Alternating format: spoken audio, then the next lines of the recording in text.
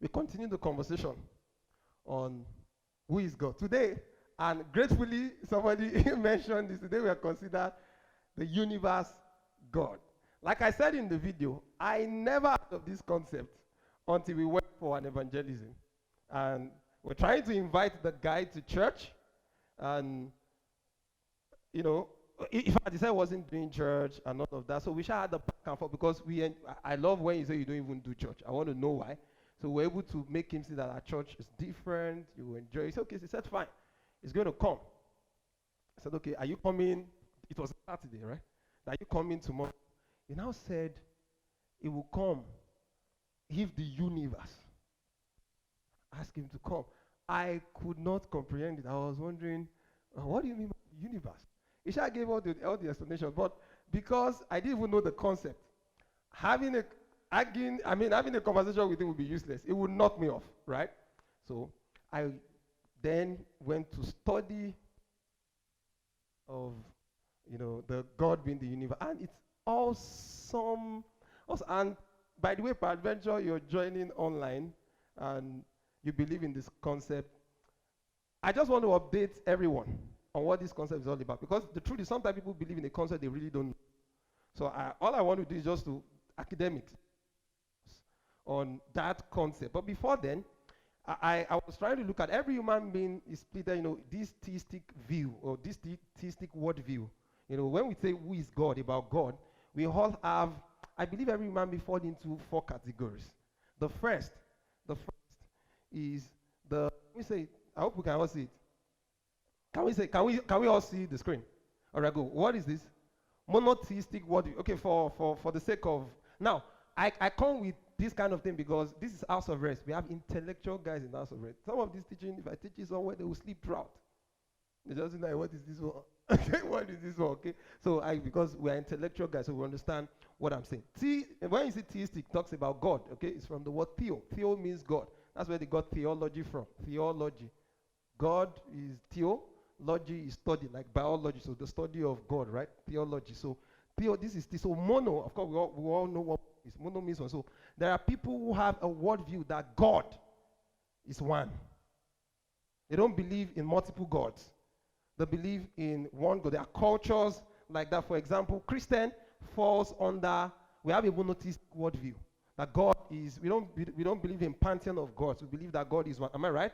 Although we have a concept under that oneness, that is, God is 3 in 1. I wanted to do it in this series, but I said, let me avoid it after the whole while line. So one time he asked me a question. I said, that was, I'm not even understanding it. Let me avoid it totally. All right, there is that. So we believe in one God. Even Muslims believe in one God. Their religion is monotheistic. They believe that there is God, all right? And of course, they believe it's monotheistic. Do you know that, I don't know about other tribes, but I know about Southwest. Southwest religion, culture, actually, it's a belief in one. They believe in Olodumare. So they believe in supreme being, not supreme beings. All those ones that we call gods, if you dig deep into our culture, that's the problem. Let me say this. So something happened in the week. Eben told me about an argument between a particular pastor and Mr. Sheung Kuti. So I wanted to know more. I stumbled on the stuff. I decided to, when I got the whole concept, I figured that Mr. Sheung Kuti knocked off the pastor. It's not about being biased. Actually, the pastor is right, but he didn't get his facts correctly. And if we don't know what some of these guys, and of course, what they are doing is, because we are not rich, we don't have our history, some of us are distorted, right? I had to think deep to figure that actually traditional religion is not polytheistic. It's actually monotheistic. Oludumare is different from Shango are just orishas. They are not gods. They are just special being in their religion.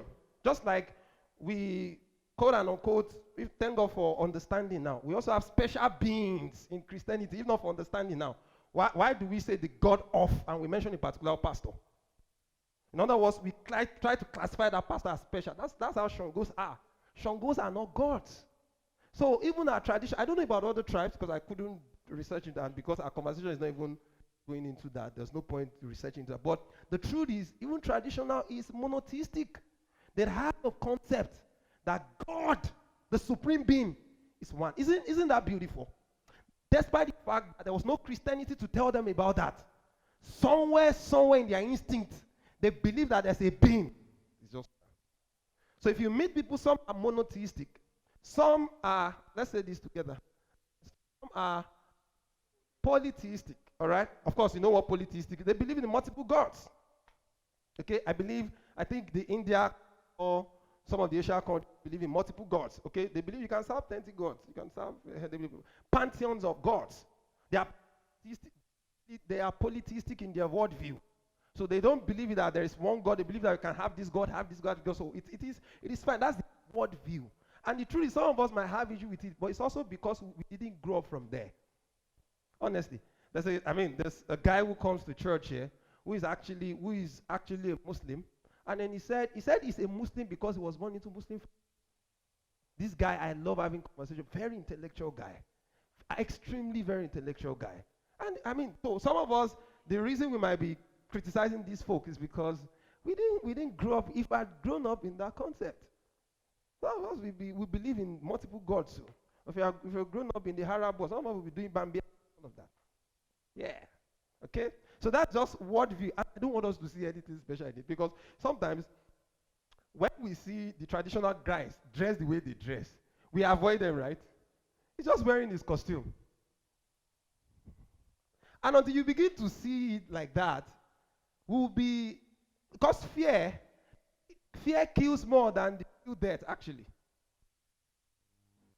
Most of the accidents, fatal accident, because fatal accident is one accident death. Sometimes the patient are died because of fear, not necessarily because of the thing. So if we don't begin to see that, so sometimes when I see them when you are just purely wearing costume, your costume shouldn't get me scared. Or else my jean and shirt should get you scared. Oh, sorry, no, we don't wear jean and shirt. What do Christians wear? Collar, should get you scared. So just a word view. It's a belief that some people come up with. So while we have these two that are common, some others are these, and we know them. A theistic worldview, or artistic worldview, whatever you want to call it. In other words, if theistic is God, right, the belief that God exists, atheistic is the belief God does not exist. That's their worldview. They believe that God doesn't exist. They grew up to believe, or just came to accept at a point that God does not exist. I must be honest, this percentage is increasing as well, right?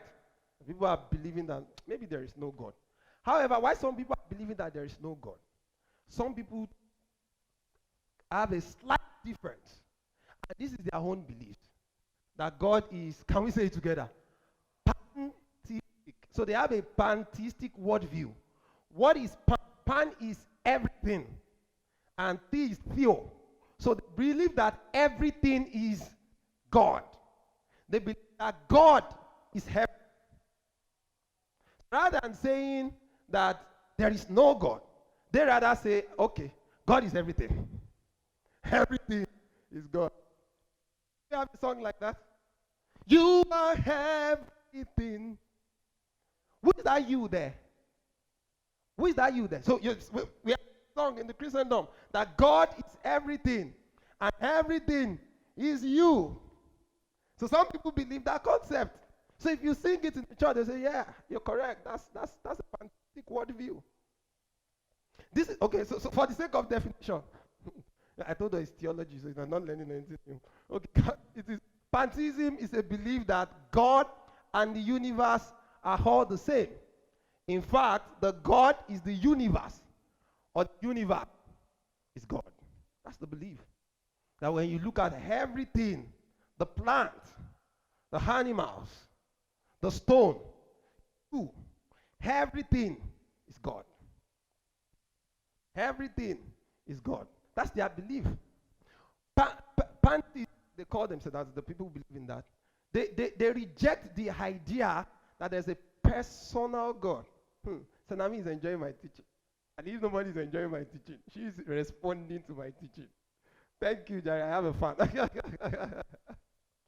So they reject the concept that a personal entity.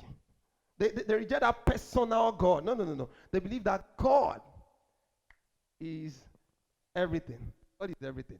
So, like I said, if you have this belief, I'm not against you. I'm not here to come and tell whether you're right or wrong. Okay? I just want to update you on what you believe. And update actually everyone in case you meet anybody like that, because I have to research it. I wish I can meet the guy again.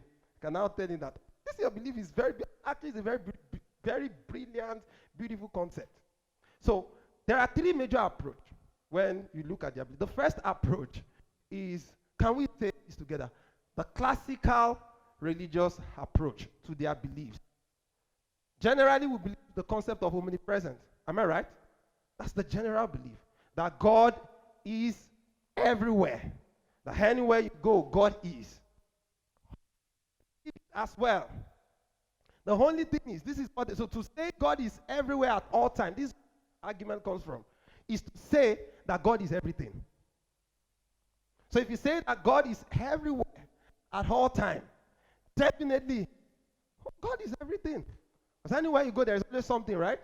I said God is everywhere. So if God is everywhere and there's always something everywhere, then it's everything. That's their approach, omnipresent. They are not against it. That's the concept of omnipresent, they just use this is their own approach to prove further that God is everything. Are we still in class? So there is also the second, under the classical approach, the concept of omniscience, right? Or, like the way you used to call it, the omniscience. It's not omniscience, it's omniscient. What is omniscient? God is all-knowing. God knows the past, the present, and the future. When you say God knows the past, the present, and the future, that means to mention past, present, future, you brought in time, isn't it? So God must exist in time, in past, present, and future, and then they believe in that concept as well. This is just their own approach. That if God is reality, if God is everything, if God is we see reality, then God is time, and God is space. God is past, God is present, and God is future. I hope we're getting it. So this is their own approach to our classical beliefs, omnipresent and omniscient. This is the third one under the classical belief, which all of us will believe, is the fact that the universe is dependent on the existence of God. Yes, if God did not exist, there would have been no universe. Am I right? Okay, because the reason there's a universe, our beliefs, okay, because I know everybody in the room, so I know I'm talking, except there's anybody here that is, or whatever. I believe that we all believe that God created the universe. So the universe had to depend on God. So, but now I have a different approach to it, which is this. If God must exist for the universe to exist, then universe doesn't seem like separate from God. That's the approach, okay? So it seems like something that is part of God. So because God has to exist for universe to exist, if I have to exist for you to exist, it means that if I don't exist, you don't exist, right? It means, so this is their own approach. I'm not saying this is my belief. This is their own approach. So they're just simply saying, so if I have to exist, if I don't exist, you don't exist, it means you are part of me. That's what it seems. Then if you are part of me, then they conclude that God be identical, equal to the universe. That's the conclusion. That God must be identical to the universe. If the universe is part of the universe cannot exist without God, then God is vast. So the second, like I said, is academics, right? I'm just updating also. It's fine if you don't write. It's academics. There's no Bible say in what I'm teaching. The second thing is the personal and individual approach. In fact, it was when I was studying, I found this word for the first time. It's possible that this word is new to someone. The numinous experience. It's the experience. This is the experience that you believe that There is a higher power, which we all do as Christians. There's a higher power that is greater than our mind, that we are part of that higher power. We are part of that higher thing. There's a higher thing. They believe it. They believe it. So call that higher thing the universe. That we are part of the universe. Brilliant concept. Very, very brilliant concept. The third one is the scientific approach. The scientific approach. These are the three approaches. The scientific approach. In this is what they believe. Give it to me. That they believe that it's actually infinite. Infinite is something that has existed. The universe, they believe that the universe is actually something that has existed and will not cease to exist. Can matter and is responsible for all nature. I want you to read this belief properly. They believe that the universe is infinite, means that the universe has no beginning, has no ending. That's a belief. It has no beginning and it's not existing, and has the capacity to create matter.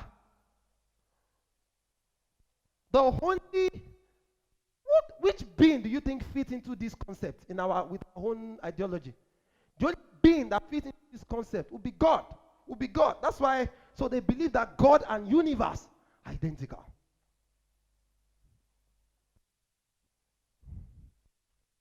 Awesome beliefs, right? Very logical. I'm telling you, very logical. Because if the universe is infinite, it was not created, or it is not created however you want to see it, and cannot be destroyed, or whatever you want to call it, then that thing must be God. That the universe must therefore be God. Hello, partners.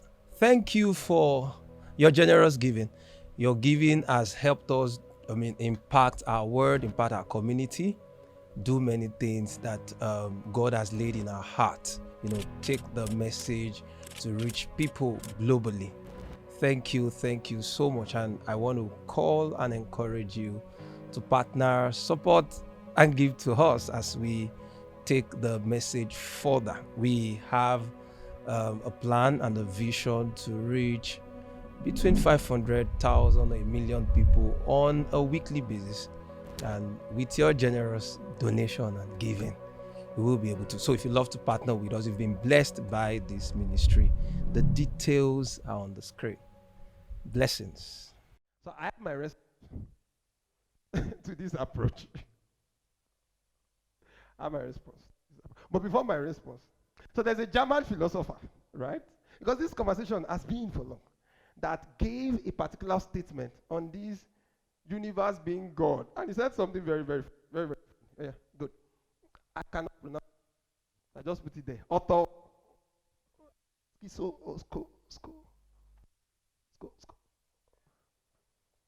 Scopehan. Whatever. Otto Scopehan. Right? Look at what he said. He said to call, can we read this? Want to go? To call the word as the universe God is not to explain it. It is to only enrich our language with a superfluous synonyms for the word. It was actually making fun of them. To call the word God is not to explain it. So if you say the universe, and to be honest, if you believe in this, I'm not making fun of you. I'm just trying to present someone who sort of believe in your concept, but yet making fun or is it fun? Making jest. Yeah, I'm correct, right? Making fun, making jest of the concept. That to say the word is God, to say the universe is God, you have not actually explained anything. You're just trying to find a synonym to explain God. All right, so let me try and give my response. All right, let's take on the first one. So, the classical approach, when I look at it, what I saw is somehow there is similarity between pantheism and atheism. Right? Because pantheism says the universe is God. Right? So they don't believe in a personal entity as God. Atheism also don't believe in personal entity as God. Atheism also believe that the universe existed, but they don't believe in a personal entity that created it. So in other words, personal God. I mean, they have similarity. Then this other hand to anthropomorphic. Anthropomorphic is, when we try to use human things to describe God. For example, when we say his hand is not too short that it cannot save, or his ear is too heavy. We're using human images to describe God. It doesn't mean that literally God has a hand or God has a ear, or when scripture says God is walking in the cool of the day. That's anthropomorphic. Atheism don't also believe in that God is, a being that you can, that you can, God has feelings. For example, we say that God gets angry, God's wrath, and all of that. They don't believe in it, so which means they have similarity here. All right? And of course, pantheism believe in physical universe only, right? Atheism also believe in physical universe only. The only difference in the two that I saw is, while atheists rather say that there is no God, the universe existed, pantheism, on the other hand, said the universe equals to God. You see the difference? All right? Atheism says, look, there's no God. They believe in the universe, but look, there's no God. Let's not bring God into the conversation. There's no special being. Pantheism just said, look, that universe is actually God. It's actually God. Right, good. But there's going to be a problem if you say that the universe is God.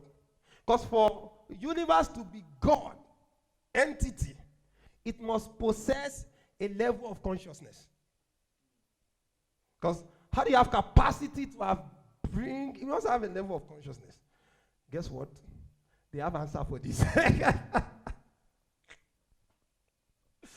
They have answer. It was at this point, I felt like, Ogbe, what did I put my hands into? Yeah, because, it's a logical conversation. So I was trying to have that was why I needed someone. There was a time I wrote in our group page that there's somebody who believes in this thing, let's have a meet. I wanted, a physical human being, that, share. Then I can ask questions. But the person who reached out to me, what the person was telling me the person was just coming from a Christian perspective. Then I said, I know this one. I want to know the one I didn't know. It's what I want to hear. So I was like, it's not possible to say universe is God, because God must have some level of consciousness. So they have an answer. This is the answer. There's a belief in what they call, so it's academics, right? Because what is all this? Ism. It's purely academics. And in case you now hear it, or you can be using it while you're having an argument. Then panpsychism. If you're having an argument with somebody, let me tell you one of the ways you can win argument. Just be mentioning big terms. Just mention big terms. The people observing, more, because they don't know what you're saying. The likelihood is the person debating with you. The same way says, everybody will just say, you can just say, panpsychism, and you say something else. Or if you miss it, that's talking. You win the argument. Or talk plenty. You win the argument. That's why people who argue, people who try to debate, one save, all save, all those guys. Go and check them. They try to give plenty scripture. I took one of them on those things because I know how it works. If I want to, I should just be talking, just be quoting. By the time I quote, those things I'm quoting may not be correct. But because I'm talking too long, I must know stuff. Then I'll win the argument. So, but this one is true. What's panpsychism? I think I gave the definition there. Right? It is the idea that consciousness or mind-like, a very brilliant concept, mind-like qualities exist everywhere in the universe, in all things at all times. Let me explain what you say. It is the belief that everything has a level of consciousness. They believe that, in fact, they call it conscious monads. They believe that stone has some conscious monads. So the higher, the more complex the stuff is, the entity is, the more conscious you are. So they believe that stone has a level of consciousness. Flower must have a higher level of consciousness, right? Animal must have a higher level of consciousness. So they believe that man must have a higher level of, in fact, they said that's why even in man, there are differences in our level of intellectual. We have geniuses like Albert Einstein, like Elon Musk, That is the reason we have those differences, because they have a higher level of consciousness than all the rest of men. Is that not making sense? So they now say that, okay, the totality of all the consciousness is the universe. That the universe has the totality of all the conscious monads. Brilliant. Is that not? Very brilliant. Wow. The problem I have with that is, if we say that we have some level of consciousness, that we have mind likes, right? We have mind likes. First, maybe I should do first. In other words, whatever we think is not unique to us. It means we don't have a free will. Because we all have mind likes that came from something bigger than us. And we are not excluded from it, like it's not unique to you. No, the personal thing is taken away. And in fact, if we have mind like, what is mind like? That we should think alike, right?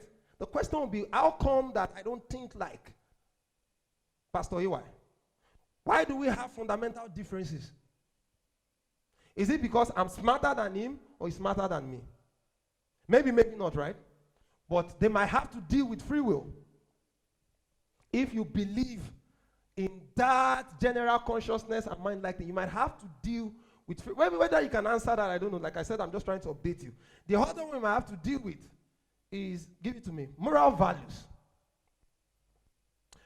Universe is neither moral nor immoral. Am I right? Universe is amoral. Flowers are moral. Nobody has woken up and you step out and you look at the sky and say, this guy just told me I should not sleep with somebody. Has that happened? Or you look at the flowers.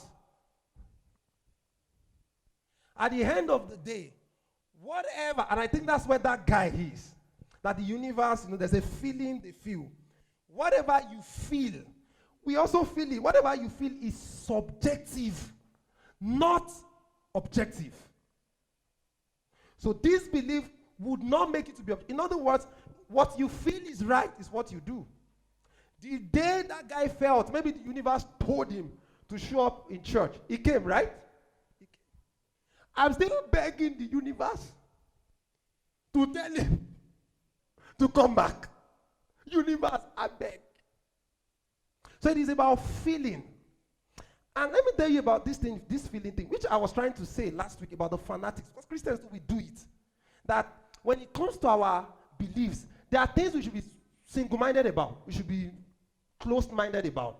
But there are plenty things in our beliefs that we should be objective about. Because this feeling thing is most times subjective.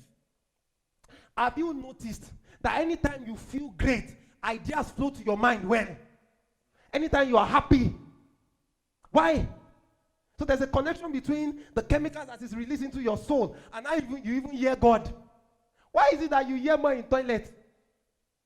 Okay, is it only me? That when you are bathing, revelation comes to you more. Why? Science has an explanation to it. So some of the thoughts says the Lord.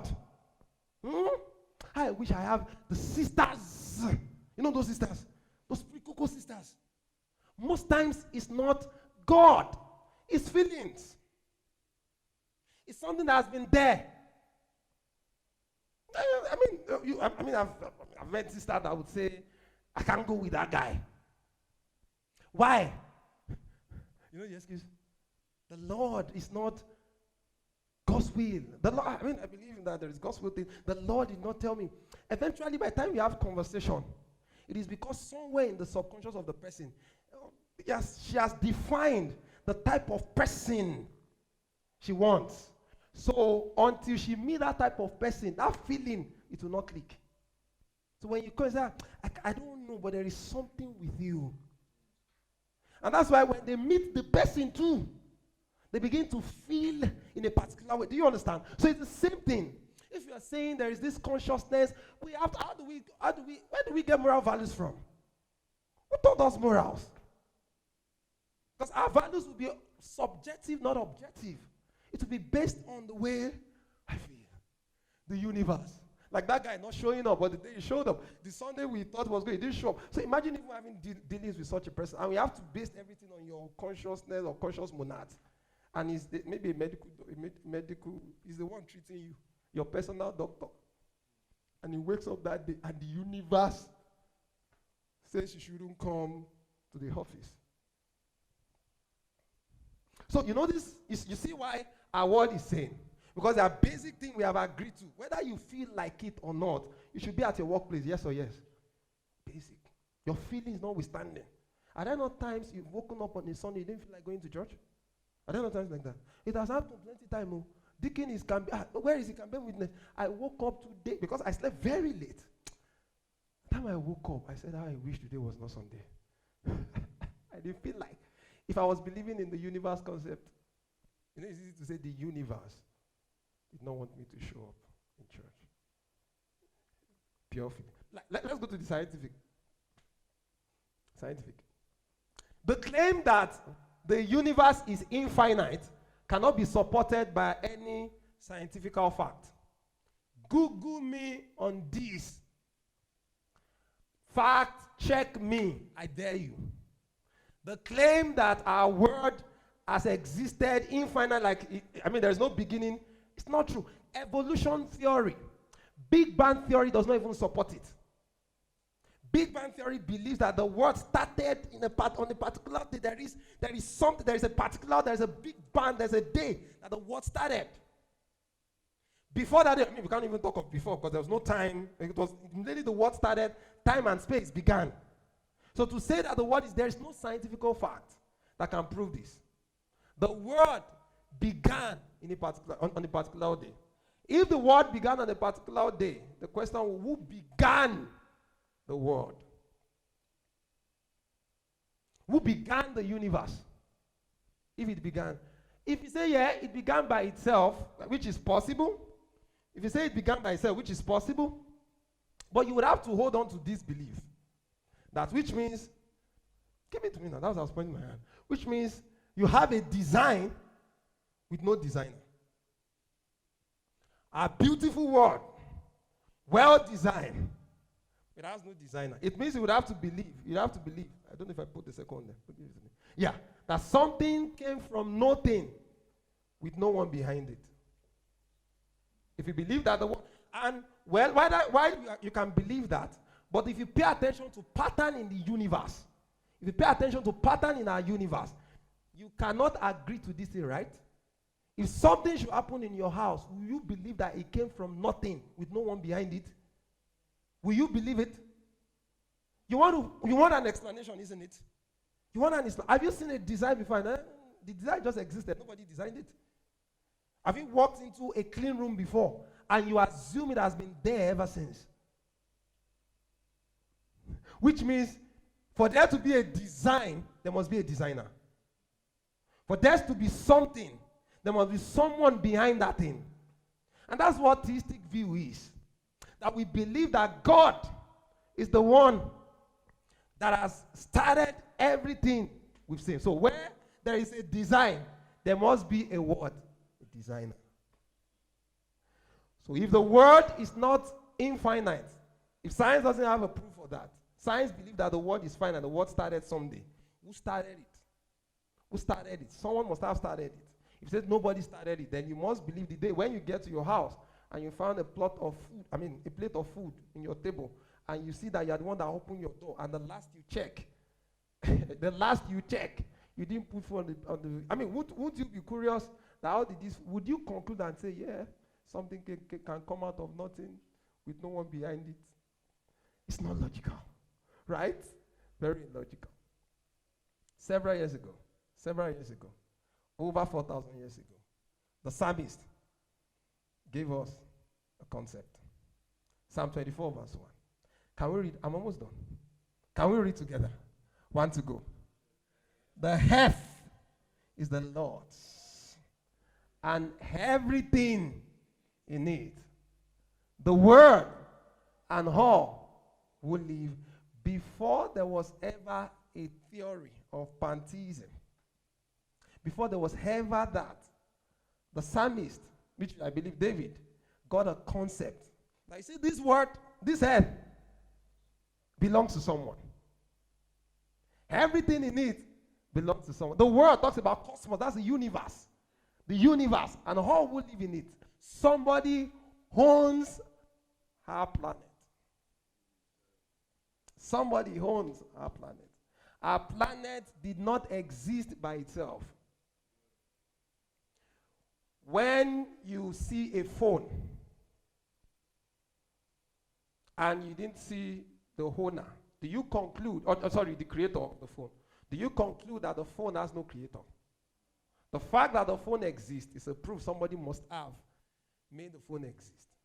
Science had searched quite all right, searched everywhere, and they didn't find a being called God. That is not enough conclusion to say that there is no being called God. Because the being does not live in the third dimension. The being is in the, I hope I'm not losing us, right? This house of rest. That the being lives in the fourth dimension, right? In math, what we call fourth dimension. So you use third dimension to try to describe what is the fourth. In the fourth dimension, and you can't use your apparatus to check a guy who is in the fourth dimension. So the problem is science is limited. Science is only, look, science is not discovering anything. Science is, when I mean discovering, sorry, I made a mistake. Science is not, quote unquote, creating everything. Science is only observing what already existed and interpreting our world to us. Somebody created everything. Psalmist said the person who created it is the Lord. Several years ago. Next one. I'm almost through. So I want to go back to a part they mentioned. There's a particular one. He said, if God must exist for the universe to exist, then the universe doesn't seem like separate from God. It seems like something part of God. That's not true. This one. Not true. It's not true. The fact that I create a phone, which means the phone would not have existed if I was not born, does it mean that I can't exist without the phone? I'm separate from the phone. I'm separate from the phone. We are not, does it mean that phone and myself we are equal? No, doesn't mean so. In fact, I'm even going too far. Does the battery in your phone equate to your phone? Does it equate to your phone? But the battery is part of the phone. So the fact that something is part of something doesn't mean you can equate it with that thing. I mean, that makes a lot of sense, right? If thieves should catch you and say, okay, we want to take your phone. Do you want your battery or you want the phone? Which one would you pick? You say, no, just take everything, because if you take the battery, you have taken the phone. The last thing, true. God, can we say it together? God is bigger than the universe. The universe is not eternal. It might be forever. Of course, even science says the universe is coming to an end. There is a postulation that the world is actually going to come to end. And actually, before science even discovered that, Bible already said that this world is going to come to an end. So the universe is not even infinite. But let me say it's not going to come to an end. At best, the universe can only be forever, not eternal. Because when you say something is eternal, it means that thing has no beginning. It has no end. When you say something is forever, that thing started someday. It's just that ending. God is eternal. The universe is not. God is infinite. So God is way, way bigger. God has existed. I know the question is somebody. So where was God before? You know those questions. Where was God before the universe? When you put the word where, you're talking about space. And then you're talking about time. God exists above space. God exists above time. So we can't discuss that in the concept of space and time. I hope you get it. I hope you were blessed by what we shared. Yeah, can we please put our hands together for Jesus? Thank you for being part of our YouTube channel. I hope you were blessed by that powerful teaching. I want you to stay connected to us by following us on all our social media platforms. The details are there. I need you to subscribe as well and share this link to your friend. Let them join and be blessed. Also, I would like to have you in our physical location. If you're based in Lagos, try and join us this Sunday. You will be super, super blessed. Before we go, I'd like to give you an opportunity to start a relationship with Jesus if you don't have a relationship with Jesus. So can you please place your right hand on your chest and pray this simple prayer with me? Say, dear Lord, I repent of my sin. I acknowledge you as my Lord and personal Savior. Thank you for dying for me, and thank you for accepting me into your family. In Jesus' name. If you have said that prayer, I can tell you that you're saved, you're born again, and welcome to God's family. There is a link on the screen. We'd like you to fill that link. We want to know more about you and get your details. And of course, this Sunday, we're looking forward to seeing you. Till we see you again on this channel, keep what? Stay blessed. Yes. Stay blessed. Yeah, stay blessed. Blessings. See you next time.